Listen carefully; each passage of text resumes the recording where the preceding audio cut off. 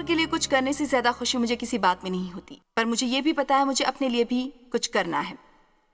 पता है ये पूरा मामला संतुलन बनाए रखने के बारे में है। चलिए देखते हैं पत्रस 5:8।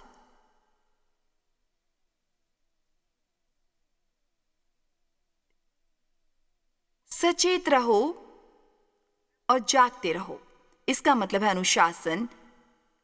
मन में शांत, हर समय सचेत और जागते रहो, क्योंकि तुम्हारा विरोधी शैतान गरजने वाला सिंह की तरह इस खोज में रहता है कि किसको फाड़ खाए।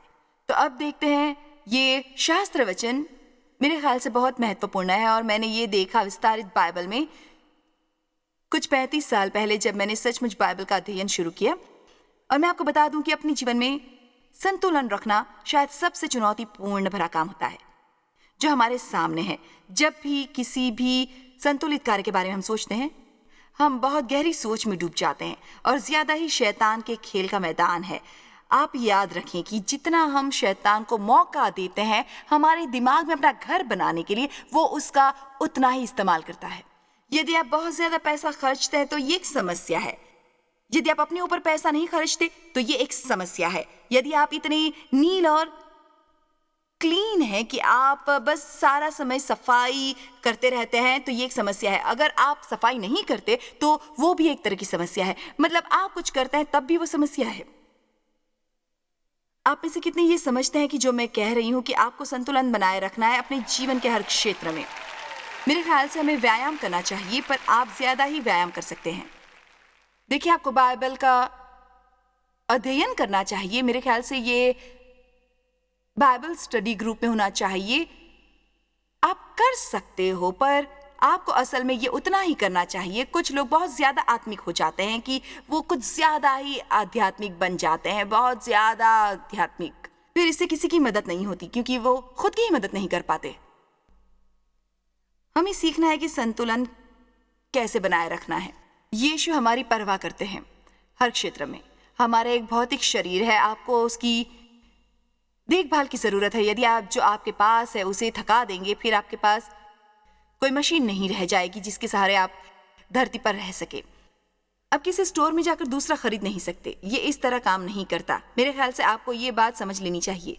यदि आपको स्वयं की देखभाल करनी है तो इसमें आपको थोड़ी मेहनत करनी ही पड़ेगी और आपको इसके बारे में अपराधी महसूस करने की आवश्यकता नहीं। खैर, अब बस मेरे पास समय नहीं है, मैं खुद की देखभाल नहीं कर सकता, मेरे पास पैसे नहीं है। आज मैं यहाँ माँ की भूमिका निभाने वाली हूँ और आपको कुछ टिप देने वाली हूँ। आपको देखभाल करनी है, आपके बाल, आपके नाखून, आपको कुछ एक्सरसाइज करने की जरूरत है। आपको जरूरत है निवेश करने की अच्छी क्वालिटी के उपहार में, और हर समय इतनी जल्दी में नहीं रहना है जितना कि आप रहते हैं, थक जाते हैं। आपको ऐसा खाना खाना है जिससे पोषण मिले। वैसे खाने की ओर मत भागिए जिसमें कोई प्रोटीन नहीं होता, कोई विटामिन्स नहीं होते, जो अच्छा नहीं होता। मुझे पता है लोगों को बुरा महसूस होता होगा ये सुनकर। यदि आपको जरा भी अंदाजा होता है कि आप अपने शरीर में क्या डाल रहे हैं, थोड़ा समय लगाइए, थोड़ा प्रोटीन विटामिन वाला खाना खाइए, थोड़ा बहुत उसके बारे में सोचिए जो आप कर रहे हैं, तो सब कुछ अच्छा होने लगेगा धीरे धीरे।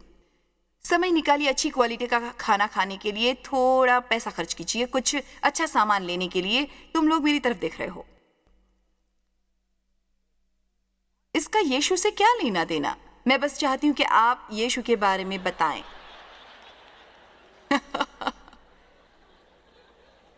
देखा, यही हमारी सबसे बड़ी समस्या है। हम बस बैठे रहते हैं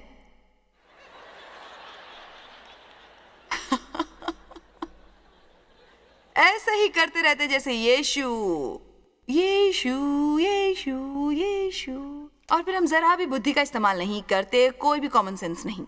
हम बस निकलते हैं, अपनी गाड़ी पर बम्पर स्टिकर लगा देते हैं कि हाँ हम मसीही हैं। हर कोई ये सोचता है हम पगला गए हैं।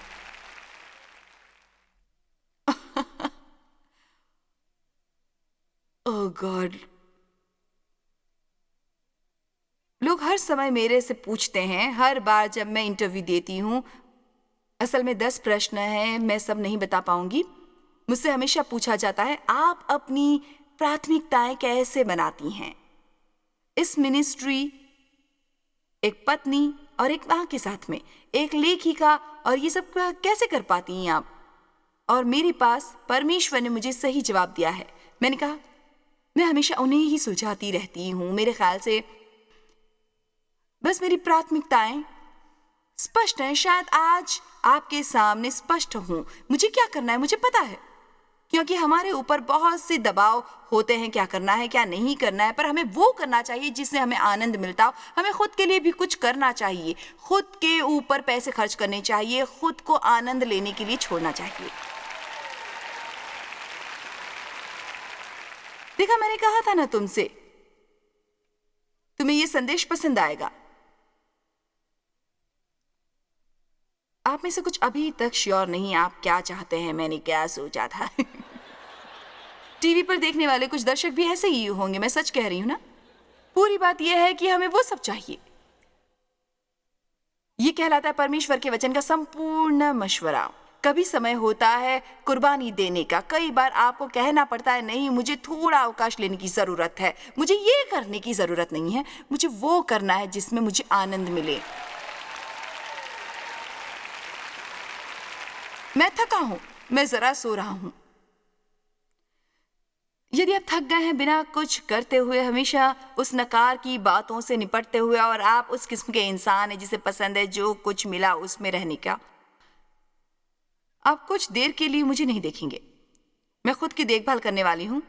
मेरा मतलब है हम ऐसे व्यवहार करते हैं जैसे कयामत आने वाली है। यदि हम पाएं, मेरा मतलब मुझे पता है जैसे मैं हूं एक समझदार महिला। पहले मैं ऐसी नहीं थी, पहले मैं कुछ समझ नहीं पाती थी, मुझे कहाँ जाना है, कहाँ से आना है, क्या करना है, ये नहीं पाती, वो नहीं पाती, तो मैं दुखी हो जाती थी। अब मैं मजे लेने के बारे में कुछ सोचती हूँ, मैं मजे लेना चाहती हूँ। मेरा मतलब आजकल हम अपने समाज में इतने मूर्खतापूर्ण हो गए हैं। मुझे याद है जब केवल एक ही तरीका होता था फोन करने की, कि आप गाड़ी खड़ी करें, अपनी कार पार्क करें, एक फोन ढूंढे। आपको हमेशा उन्हें सही करते रहना पड़ता है। आप नहीं कर सकते, मेरे ख्याल से कोई कभी नहीं कर सकता। खैर, मैंने अपना जीवन पूरे संतुलन में रखा है और पता है मैं अभी भी संतुलन में हूँ। आज बहुत सी चीज़ें हम पर हावी हैं। हमारे पास सेल फोन है, इंटरनेट है, लोग यहाँ वहाँ पहुँच जाते हैं जल्दी से। हमारे पास बहुत सी जिम्मेदारियाँ हैं, दुनिया में बहुत कुछ करना होता है, बहुत से लोगों को संभालना होता है। संसार तो बदलने वाली नहीं है। मैं बदल जाऊंगी तो आपको बदलने की जरूरत है। ताकि संसार बदल सके तो मैं बदल सकती हूँ। यदि आप संसार के बदलने का इंतजार कर रहे हैं तो शायद ये कभी ना हो। तो आपको बदलने की जरूरत है और आपको इस बात का ध्यान रखना चाहिए कि संसार नहीं बदलेगा, आपको बदलना होगा। शायद अपने 50वें साल के, इससे पहले कि मुझे ये मिले, मुझे बच्चा बनने का अवसर नहीं मिला। मेरे पिता सारा समय मेरा शोषण कर रहे थे और मैं एक बच्चा नहीं बन सकी। मेरे अंदर एक अच्छा स्वस्थ बच्चा नहीं था, तो मैं बस व्यस्क हो गई और बढ़ती गई। मैं बस काम करती रही, अपने पर बिल्कुल भी ध्यान नहीं दिया। पर एक चीज जो मैंने सीखी अपने जीवन में, कि आज मैं एक बहुत अच्छी बच्ची हूं। मैं एक चीज सीख चुकी हूं। मैंने ये सुनिश्चित कर लिया कि मैं हर बात का आनंद लूंगी जो मैंने की। मैं इसका आनंद लेती हूं। मैं लंच पर जाने का आनंद लूंगी, मैं आज दोपहर झपकी लेने का आनंद लूंगी, मैं आज रात वापस आने का आनंद लूंगी, हर बात का आनंद लूंगी। मैं सोचा करती थी अगर मैं ये खत्म कर लूं फिर मैं आनंद लूंगी, और अगर मैं वो कर लूं मैं आनंद लूंगी। अब मैं ये नहीं सोचती, अब मैं वो नहीं करूंगी, ये नहीं करूंगी, मैं बस अपने जीवन का आनंद लूंगी। मैं आपको 1 मिनट के लिए ये सिखाना चाहती हूँ कि लोगों के लिए चीजें करना छोड़ दें और आप अपने लिए जीना शुरू कर दीजिए, क्योंकि प्रभु यही चाहते हैं कि आप अपने जीवन का आनंद लें। आज मुझे यहां पर बहुत आनंद आ रहा है।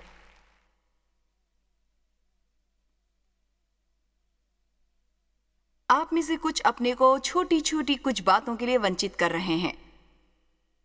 ये बहुत बुरी बात है अपने जीवन के लिए। इससे आपका कॉन्फिडेंस कभी कभी हिल सकता है और मैं नहीं चाहती कि ऐसा आपके साथ हो, बिल्कुल भी नहीं। मैं आपको ये बता रही हूं कि आपको अपने जीवन का आनंद लेना है। जब मुझे कुछ चाहिए होता है मैं प्रार्थना करूंगी। यदि और कोई मुझे ये नहीं दे सकता तो परमेश्वर जरूर देंगे। हे सेवकों, जो शरीर के अनुसार तुम्हारे स्वामी है, सब बातों में उनकी आज्ञा का चालन करो, मनुष्यों को प्रसन्न करने की न्याय दिखाने के लिए नहीं, परंतु मन की सिधाई अपने से पूर्ण हृदय से परमेश्वर के लिए करो। यदि ये टॉयलेट को साफ करने का काम हो, या ये किसी कंपनी के सीईओ होने का, यदि ये लॉन की घास काटना है, यदि कार की सफाई है, या कोई और काम है छोटे मोटे, जो कुछ तुम करते हो तन मन से करो, पूरी आत्मा से करो, ये समझकर कि मनुष्य के लिए नहीं परंतु तुम प्रभु के लिए करते हो।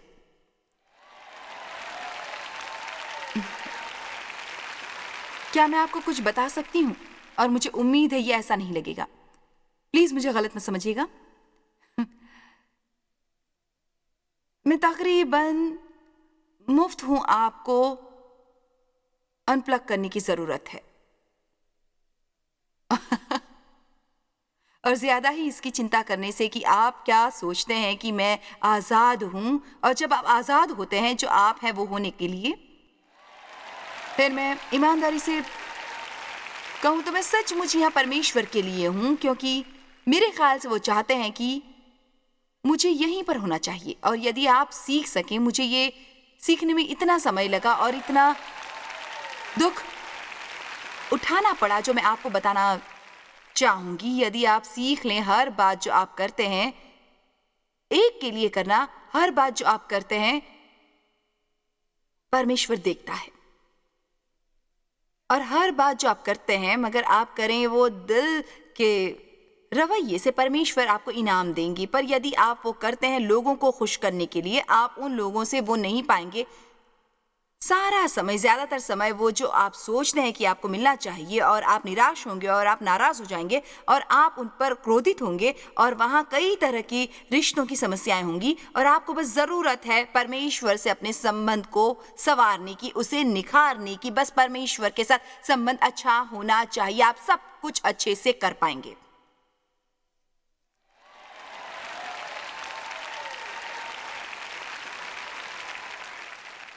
मैं दरअसल उन लोगों को बताती हूँ जो हमारे लिए काम कर रहे हैं कि अगर केवल एक ही वजह है हमारे यहाँ काम करने की, और वो है अच्छी तनख्वाह पाना, तो वो गलत है। वो खुश नहीं रह सकते। उन्हें अच्छी तनख्वाह के लिए अच्छा काम भी करना पड़ेगा। अगर आपका एकमात्र उद्देश्य पैसा ही है, फिर चाहे आपको जो कुछ भी मिले, आपको कहीं और काम करने की जरूरत है, क्योंकि आपका मानना है कि आपको वहां होना चाहिए,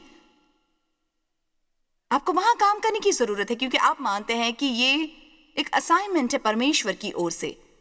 शायद वहां कोई है जिसकी परमेश्वर चाहते हैं कि आप सेवा करें। मकसद कोई भी हो, आपको वहां होना चाहिए, वहां आपको काम करना चाहिए। यही आपका विश्वास होना चाहिए। ये मत करिए, वो मत करिए, बस काम करिए, पैसा अपने आप मिलेगा आपको। परमेश्वर यही चाहते हैं आपके जीवन में कि आप अच्छे मन से सारे काम करें, किसी और को प्रसन्न करने के लिए नहीं, परमेश्वर के लिए।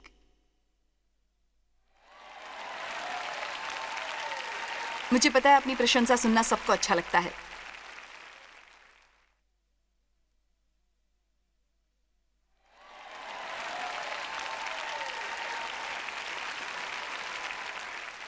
मुझे पता है देना बहुत मुश्किल काम है। सुनिए, आत्मदया छोड़ देना मेरे लिए भी बहुत मुश्किल था। मेरा मतलब, मैं बस बेवकूफ है ये कहना कि आपको पार्टी पार्टी पसंद है, और रोना और खुद के लिए अफसोस करना कितनी बुरी मूर्खता है ये। मैंने उसे गोल्फ खेलने से दूर नहीं रखा, बिल्कुल भी नहीं। इससे एक भी चीज नहीं बदली, पर बेशक ये परमेश्वर के लिए प्रसन्न करने वाली बात थी, और मैंने बस वही किया। पता है क्या, वो गोल्फ खेलेगा, शायद मैं अपने लिए कुछ और करने का सोचूं और जाऊं कहीं और अपने लिए अच्छी चीजें निकालूं। जाओ जाओ जाओ। अब हमारी बहुत अच्छी निपटी है। मैं आपको बता सकती हूँ कि वो करते हैं जो वो करना चाहते हैं। मैं बीच में नहीं पड़ती, बिल्कुल भी नहीं। मैं बस वही करती हूँ जो मैं चाहती हूँ। मैं अपने लिए खुश रहना चाहती हूँ, मैं उन्हें भी खुश देखना चाहती हूँ। अब मैं पीछे मुड़ कर देख सकती हूँ और सोचती हूँ, मैं विश्वास नहीं कर सकती मैंने ऐसा कैसे किया। मैं उससे इस पर हफ्ता भर बात कर सकती हूँ। या पता है, मैंने इतनी लंबी चौड़ी परीक्षा दी है कि अब मैं हमेशा पास होती हूँ। वो बहुत फनी है। जितना ज्यादा उम्र में बढ़ रहे हैं उतनी ज्यादा फनी होते जा रहे हैं। वो बहुत खुश रहते हैं और दूसरों को खुश रखने की कोशिश करते हैं।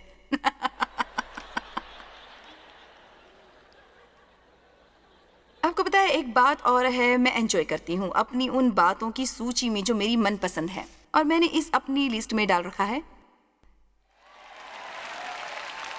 अपने पति को। और मैं आपको एक बात बता रही हूँ, बाइबल में लिखा है कि एक स्त्री को अपने पति का आनंद उठाना चाहिए, न कि उसे दोबारा बनाए और उस ठीक करने के बारे में ज़्यादा सोचना चाहिए। वो जैसे हैं अच्छे हैं, वो आपके लिए बनाए गए हैं और वही आपके जीवन भर साथ ही बने रहेंगे, चाहे वो कैसे भी हो। लेकिन वो ऐसे वैसे तो बिल्कुल नहीं हो सकते। आप उन्हें सुधारने की कोशिश मत करिए, केवल परमेश्वर पर ये छोड़ दीजिए, वही उन्हें सुधार सकते हैं।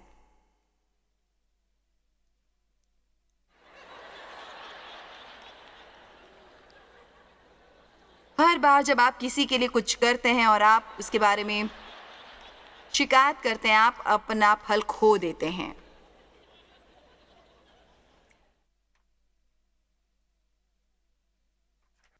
आपको जो करना है आप वो करिए। हमेशा अच्छा सोचकर कोई कार्य करिए, किसी और के बारे में बुरा कभी मत सोचिए। आप अच्छा करेंगे अच्छा होगा, बुरा करेंगे बुरा होगा।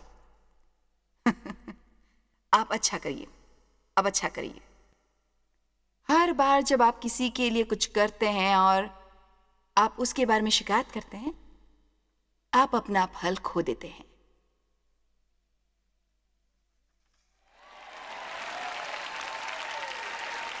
आमीन।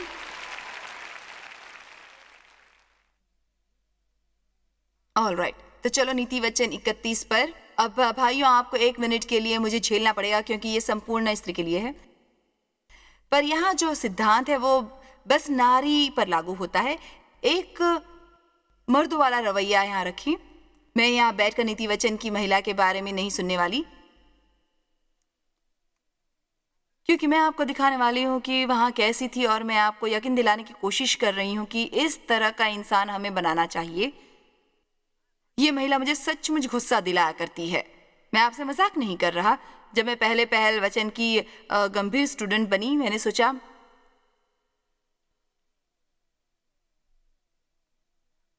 मैं कुछ ऐसा ही सोचा करती थी, इस तरह से कोई भी वैसा नहीं हो सकता, कोई भी वैसा नहीं हो सकता। सबसे पहले तो वचन 10 ये आदमियों के लिए है। एक सक्षम, बुद्धिमान और गुणी स्त्री भली पत्नी कौन पा सकता है, क्योंकि उसका मूल्य मूंगों से भी कहीं अधिक है। अगर आपको एक अच्छी पत्नी मिली है तो धन्यवाद अदा कीजिए। उसके पति के मन में उसके प्रति विश्वास है और उसे लोभ की घटी नहीं होती। वो अपने जीवन के सारे दिनों में उससे बुरा नहीं करते। लेडीज, मैं चाहती हूँ कि आप एक वचनबद्धता अपने पति को दें कि क्या से क्या एक कॉम्प्लीमेंट हर रोज। फिर परमेश्वर धन्य हो, मैं ऐसा नहीं करने वाला। वो मुझे कॉम्प्लीमेंट नहीं देता तो फिर आपको पहल करनी होगी वो करने में जो सही है। और अगर आप शादीशुदा नहीं है, फिर जाइए किसी और को कॉम्प्लीमेंट दीजिए जो आपको बुरा भला कहते हैं। मैंने सोचा बेहतर है कि मैं स्पष्ट कर दूं। मेरे ख्याल से लोग ये जानते होंगे, पर हमेशा नहीं। ओके, अब देखिए, कॉम्प्लीमेंट उसे दीजिए जो आपको नहीं देते। वो काम करती है, ये प्रक्रिया काम करती है सच में। वो न केवल खाना पकाती है, पर इसके विषय में क्रिएटिव भी है। वो रात ही को उठ बैठती है और अपने घराने को आत्मिक भोजन खिलाती है। वो तड़के जल्दी उठती है, परमेश्वर की तलाश करती है और प्रार्थना करती है और परमेश्वर के साथ समय बिताती है इससे पहले कि वो कोई और काम करे। अब मैं इसे यहाँ बाहर फेंक देने वाली हूँ और शायद मुझे कोई नियम नहीं बनाने चाहिए जब बिताने की जरूरत हो। मैं जानती हूँ कुछ लोग जल्दी उठने वाले नहीं हैं, पर मैं बस यही सुझाव देना चाहती हूँ कि अगर आप वचनबद्ध होकर दिन की शुरुआत जल्दी करते हैं परमेश्वर के साथ, परमेश्वर के वचन के साथ, तो कोई भी शैतान आपको कभी भी हिला नहीं पाएगा आपके जीवन में। मैं काफी हद तक ये भी कह सकती हूँ, यदि आप सुबह जल्दी उठते हैं, प्रार्थना करते हैं, कोई समय नहीं, फिर आप गंभीर समस्या में कभी नहीं रहेंगे और आप कभी आनंद जाने नहीं देंगे। यदि आपके शेड्यूल में परमेश्वर के लिए कोई समय नहीं, फिर आप गंभीर समस्या में हैं और आप कभी आनंद नहीं ले पाएंगे और कभी प्रगति नहीं कर पाएंगे। विराट ही को उठ बैठती है और अपने घराने को भोजन खिलाती है और अपनी लौंडियों को अलग अलग काम देती है। आप सोच रही होंगी, हाँ खैर, काश मेरे पास भी एक लौंडी होती। खैर, शायद अगर आपने उसकी तरह व्यवहार किया होता, शायद आपको एक मिल जाती। मुझे पता नहीं, वो किसी खेत के विषय में सोच विचार करती है और उसे मोल ले लेती है। वो इसे स्वीकार करती और विवेक से उसे बढ़ाती है। मुझे ये बहुत पसंद है। वो अपने वर्तमान कर्तव्यों को पूरा करती है, कोई कर्तव्य नहीं छोड़ती। मैं करूंगी, सारे काम खुद करना चाहती है। ये एक बढ़िया औरत है। बातों पर सोचिए इससे पहले कि आप उन्हें कहें। मैं उन्हें करूंगा। बातों के बारे में सोचिए इससे पहले कि वचनबद्ध हो। खुद से पूर्ण क्या सचमुच सचमुच सचमुच। वो किसी खेत के बारे में सोच विचार करती है और बाद में उसे मोल लेती है या स्वीकार करती है, समझदारी से विस्तार कहती है और उससे वर्तमान कर्तव्यों को नजरअंदाज नहीं करती। दूसरे कर्तव्य संभालते हुए अपने वचन से, समय और शक्ति से और अपने परिश्रम के फल से ताक की नारी लगाती है। परमेश्वर ने हमें ये सब जोड़ दिए हैं क्योंकि हमें हिलना चाहिए, ना कि बस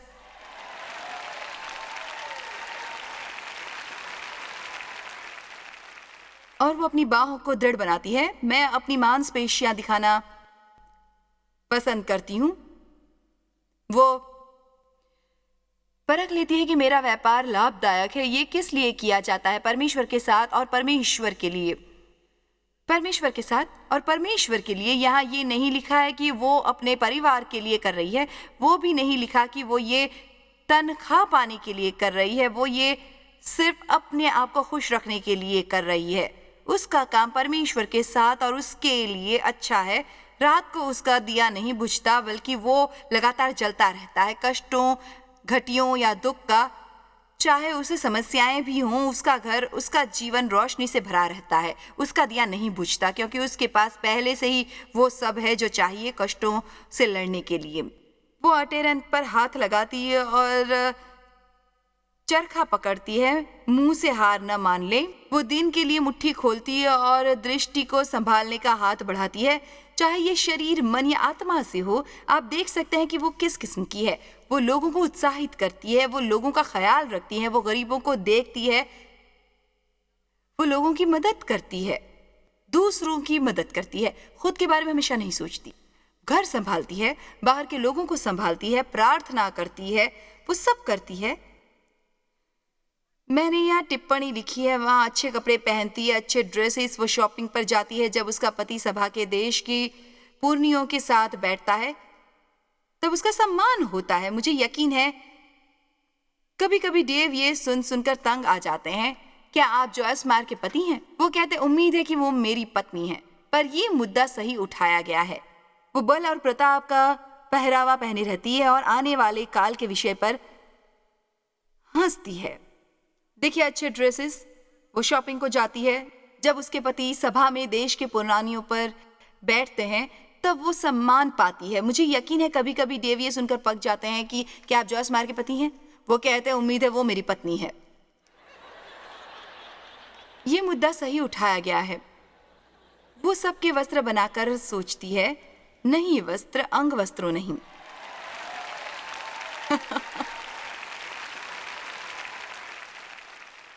हम पूरी तरह कपड़े पहन रहे हैं, नीचे अंग वस्त्रों तक। ये सब के सब वस्त्र बनाकर बेचती हैं और व्यापारी को कमर बंध देती है। चलो भी, हम सब खत्म करने वाले हैं। वो बल और प्रताप का पहरावा पहने रहती है और आने वाले काल के विषय पर हंसती है। भविष्य के दिनों पर वचन 26, वो बुद्धि की बात बोलती है और उसके वचन कृपा की शिक्षा के अनुसार होते हैं। वो मशवरा और निर्देश देती है। वो अपने घराने के चाल चलने को ध्यान से देखती है और अपनी रोटी बिना परिश्रम नहीं खाती। हेलो,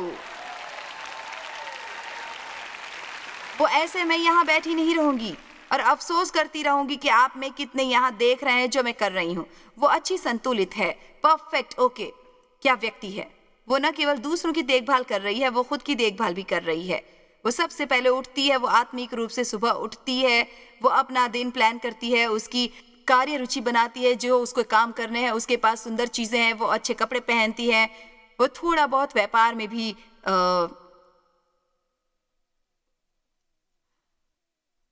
उसके पुत्र उठकर उसका धन्य करते हैं, उसका पति भी उठकर उसकी ऐसी प्रशंसा करता है। वो शहीद होने की गलतफहमी छोड़ दो। खैर, मेरे लिए कोई कुछ नहीं करता, खुद के लिए कुछ करो। खैर, काश कोई करता। अगर वे नहीं करते, आप स्वयं के लिए करो।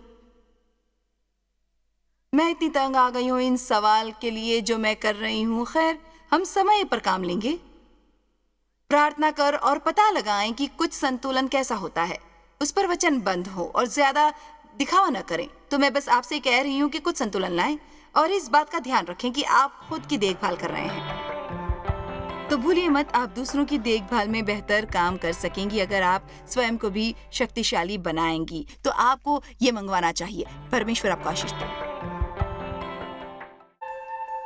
जॉय स्माइल मिनिस्ट्रीज में आप हमारे लिए कितने अहम हैं, इसका आपको अंदाजा नहीं। हम आपके आभारी हैं और हम धन्यवाद करते हैं अपने सब मित्रों और सहयोगियों का कि उन्होंने इस विश्वव्यापी सेवकाई को संभव बनाया। मिलकर हम भूखों को खिला रहे हैं, गरीबों को पहना रहे हैं और कई देशों में सुसमाचार पहुंचा रहे हैं। कृपया हमसे संपर्क करें या विजिट करें jmmindia.org पर। आज ही अपनी प्रार्थना के अनुरोध बताने के लिए, हमारे साधनों के बारे में और जानकारी और जॉयस की सभाओं का शेड्यूल जानने के लिए और हमारे सहयोगी बन जाएं दुनिया भर में मसीह का प्रेम बांटने के लिए।